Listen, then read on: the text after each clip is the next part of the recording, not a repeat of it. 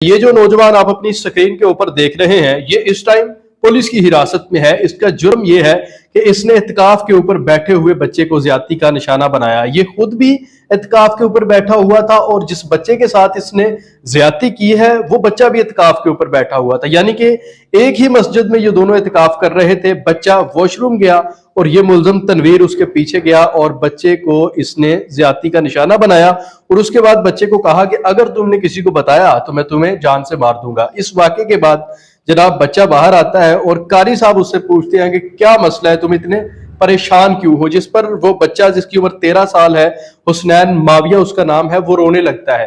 तो कारी साहब उसको फिर पूछते हैं कि क्या मसला है, लेकिन वो बच्चा नहीं बताता कि क्या हुआ है। वो कारी उस बच्चे के वालिद रमजान को कॉल करता है और कहता है कि तुम्हारे बेटे को कोई मसला है, वो इत्काफ के ऊपर बैठा हुआ था, अब अचानक से उसे कोई मसला बना है और वो रोने लगा है, लेकिन वो कुछ भी नहीं बता रहा। जिस पर रमजान साहब जो है वो मस्जिद आते हैं और उससे पूछते हैं तो बच्चा बताता है कि मुल्जिम तनवीर ने मेरे साथ ज्यादती की है, मैं वॉशरूम गया था, मेरे पीछे आ गया, इसने मेरे साथ ज्यादती की और उसके बाद मुझे इसने धमकी लगाई कि अगर किसी को तुमने बताया तो मैं तुम्हें जान से मार दूंगा। इस वाकये के बाद जब नाजरीन पता चला मुल्जिम तनवीर को कि मामला खराब होना शुरू हो चुके हैं तो उसने इत्काफ छोड़ा और फरार हो गया। पुलिस को जब पता चला तो पुलिस भी सदीके अकबर मस्जिद में पहुंच जाती है और पुलिस मुल्जिम की तलाश शुरू कर देती है। ये वाकया सोशल मीडिया के ऊपर जब बड़ी तेजी से हाईलाइट होता है तो पुलिस को भी अपना काम तेज करना पड़ता है। उसके बाद 24 घंटों में इस मुल्जिम को पुलिस जो है वो गिरफ्तार कर लेती है। मुकदमा इसके खिलाफ दर्ज हो चुका है, नाजरीन खुद भी गिरफ्तार हो चुका है। लेकिन